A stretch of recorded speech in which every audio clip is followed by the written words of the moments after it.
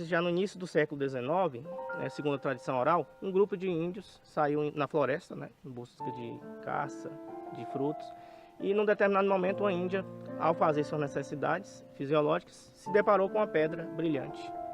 Ela trouxe essa pedra, entregou para um padre que morava no Arraial de Conceição, e esse padre percebeu que era ouro. A partir dessa descoberta de ouro, essa pedra de ouro foi descoberta a 12 quilômetros, onde hoje está o sítio atual de Higienópolis, na chamada Rua da Mina.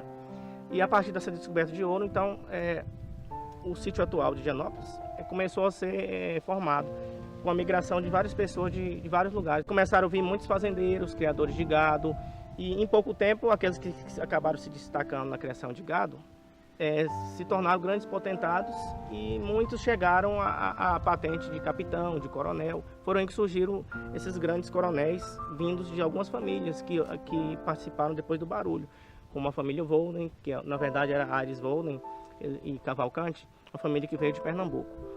A família Rodrigues, que veio da Bahia, famílias que participaram, os povos também vieram do Nordeste. Então, essas famílias que estiveram no início da formação da cidade, eram todas elas originárias, principalmente da base econômica da agropecuária, da criação de gado.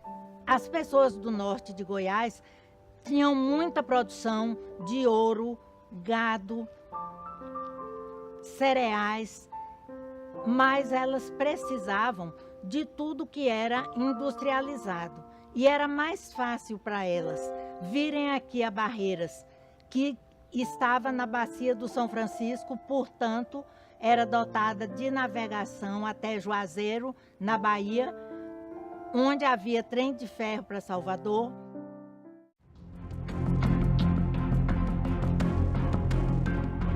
No dia que assassinaram um homem na cidade, que era amigo de Abílio Volney, na condição de advogado, fez o inventário. Entretanto, esse juiz, o que ele fez com esse assassino? Ele deu-lhe guarida em sua fazenda e o ajudou a fugir. Porque esse criminoso era-lhe amigo e eleitor do seu partido político, por esse representante político. E Abílio Volney, como advogado, deu entrada no processo de inventário. Entretanto, o juiz se negou a despachar. A família indignada, e o Abílio também, invadiram o cartório. Ao invadir o cartório de armas em punho, obrigaram o juiz a despachar o inventário. Ele sempre seguiu as determinações que o Joaquim Aires queria que fosse feito. E, de repente, ele simplesmente bate o pé e fala: eu não vou fazer agora. Não vou fazer agora por quê? Percebe? Então, é uma coisa a se pensar e que ninguém pensa no desenrolar dos fatos. Agora eu não vou resolver o problema do inventário. Não vou. Então tudo começa aonde? Naquele momento. E o juiz disse: com essa mesma mão, Abílio, que eu vou despachar esse inventário, essa mesma mão vai redigir uma sentença para o governo do estado. E assim o fez. O juiz e o coletor vão até a cidade de Goiás, na época é Goiás Velho, e fazem a denúncia contra o Abílio Volney. Eles denunciaram que o Abílio Volney teria agido de forma coativa, porque o Abílio, ele e o pai e mais alguns capangas, eles tinham invadido o cartório e fizeram com que o juiz e o coletor assinassem o inventário à força, de forma arbitrária. Esse foi o principal erro do Abílio Volney. Esses fatos foram um atentado contra a justiça naquela época, por desmando das pessoas que tinham ali um poderio tamanho. Eu vejo uma situação de fraqueza, porque afinal de contas eu acho o seguinte: se nós temos alguém da família sofrendo, pedindo socorro, chamando pelo nome para que se acudisse, correr e se esconder numa toia de farinha. O pai do Abílio Volney foi morto e ele então, vendo que seria morto, conseguiu fugir para Barreiras. Existe aqui, na tradição oral, eu não conheço isso escrito, que ele fugiu para cá num caixão bem grande, num carro de boi, transportando farinha. Ele ficou embaixo, fizeram lá qualquer coisa para ele poder respirar e em cima foi completado com farinha. Então, ele conseguiu ludibriar os soldados, conseguiu fugir para Barreiras. Lá ele arregimenta cerca de 200 jagunços e vem para vingar a morte do pai também. Outro erro também, a questão da vingança, né? E alguns autores dizem que essa invasão dos jagunços do Abílio Volney até Indianópolis poderia ter sido evitada. Pela quantidade de gado que ele tinha, por exemplo, ele poderia ter feito com que esses jagunços não invadissem a cidade. Mas ele vai, busca esses jagunços e quando ele vem para invadir Indianópolis já está sitiada, né? Os soldados da Força Policial de Goiás sequestraram 9 reféns, que eram familiares e amigos do Abílio Volney, né? Prendem numa peça chamada O Tronco. E quando o Abílio invade com os seus jagunços trazidos da Bahia, a polícia goiana despreparada também, né? Outro erro, que é uma polícia, naquela época a polícia não tinha o preparo de hoje. Abílio não imaginava que os soldados fossem mais bandidos do que provaram ser. E imediatamente veio ao ataque. Veio ao ataque e a vila ficou cercada 3 dias e 3 noites sob fogo cerrado. 9 reféns já estavam em estado de decomposição. Foram executados no primeiro dia de combate.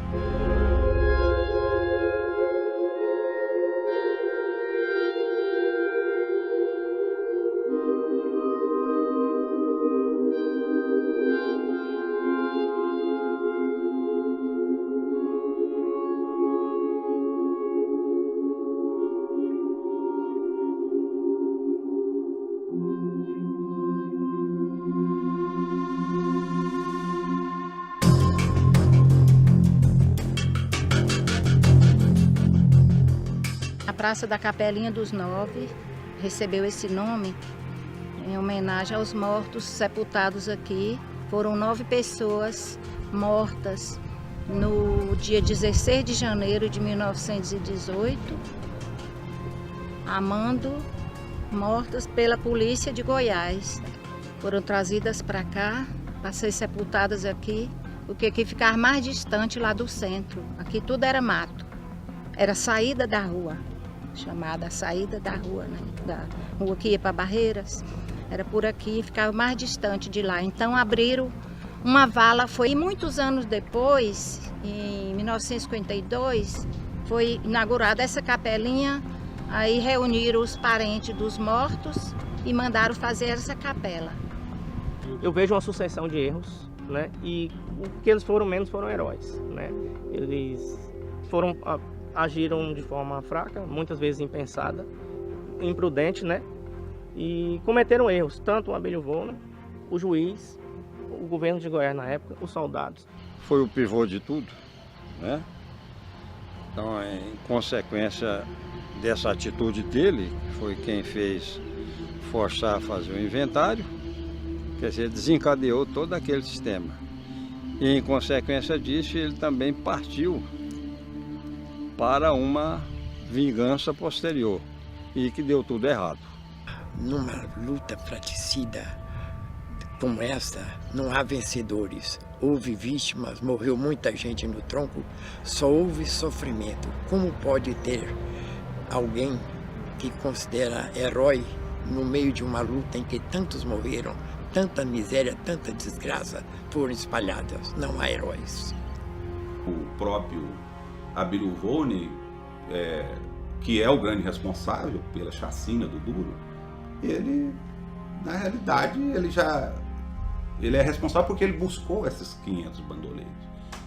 E se naquele momento ele chegou a pensar nessas famílias, não sei, se ele chegou a dizer, não vamos mais invadir, já não tinha o controle. Para mim, heroínas foram as viúvas, as famílias, os filhos, e pela dignidade delas, né? Porque teve vítima, mas falar de heroína foi esse legado que ela deixou pra gente. Porque foram 4, dentre os 9, né, que só tinham, um já era viúvo há 8 meses antes do falecimento dele. Tiveram mais 4 que faleceram e deixaram viúvas com muitos filhos. E os outros eram jovens, solteiros ainda, né? Mas essas viúvas, elas tiveram uma força muito grande de reerguer, de reeducar e de não ter mágoas, porque sobrou muita gente inteligente, foi consequência da educação dessas mães. Então, mães que ficaram com muitos filhos pequenos, que no momento a tendência, a vontade era de fugir, de tirar aquela cena da sua vida, mas que retornaram e criaram seus filhos aqui. Era 4 de ano, né? Tinha aqui. Minha mãe, custodiana Yara Rodrigues, a esposa do Cacali, a custodiana Costa Aires, tinha a custodiana Valde de Pablo Lucena Araújo, a mãe Dário, e a outra custodiana, Pova, era esposa de Tudim Pova. Era 4 de Ana, que deu origem a Dianópolis. Logo após esse entreveiro, essa chacina, porque a chacina foi dentro da sua própria casa, do Abílio Volney. Os quartos ficaram as paredes pichadas de sangue, que foram chacinados com baionetas dos soldados e tiros. Então as paredes, o sobrado era esse lado, aqui estava o sobrado da residência dele. Ele não tinha como mais morar dentro de uma casa condenada, uma casa fatal. O pessoal da época que os morreram lá no tronco, os parentes que morreram lá, não insistiram comigo para derrubar o... Aí eu comprei o prédio, que ele também estava, ele ia cair, já estava todo estragado, né? Aí demoli. Mandei demolir ele, porque o pessoal que tinha os pais morreram lá, os parentes, que a polícia matou lá os 9 chamados do tronco, né? Esse enredo, ele retrata uma realidade conduzida, vivida por uma família que podemos assim dizer que é uma família única, que é a família que são os fundadores dessa cidade. Então é um enredo da maior importância e que merece ser contado e ser realmente conduzido, divulgado por uma instituição de tamanho crédito como essa, que é a UFT.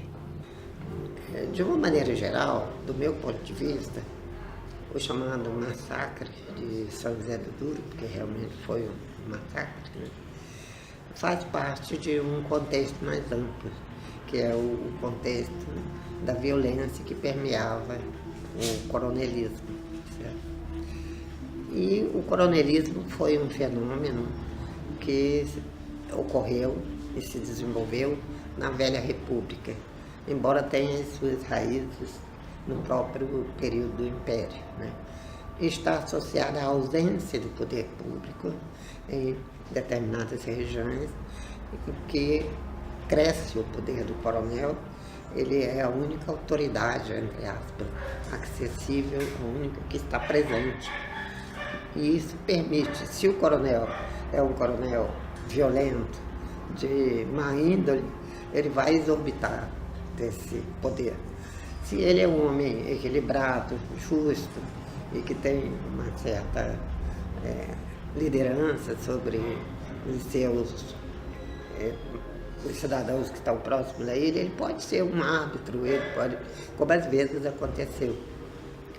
Mas no caso de São José do Duro, o que prevalece realmente é a violência, né? Ainda há muitas coisas a pesquisar, sabe? Não é só você ficar na narrativa, ficar só naquilo que está dito. Eu acho que ainda há muito a você procurar o que não está dito.